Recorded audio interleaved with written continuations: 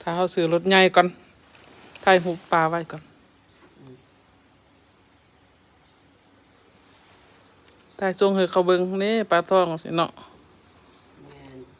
ปลาถ่ายรูปพัดผู้งามกว่าปลาคันบัดยางแล้วคือผู้เฒ่านี่เฮ็ดซกเซกซกเซกอยู่ บัดถ่ายรูปเพิ่นว่ายังงามอยู่บัดยางแล้วคือผู้เฒ่าซกเซกซกเซก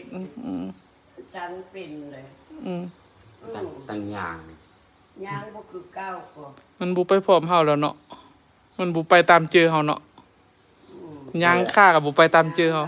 ตั้งยางก็เป็นซั่นแหละว่าปลาตังยางว่ะวันมาตังยางเฮานี่จักยางได้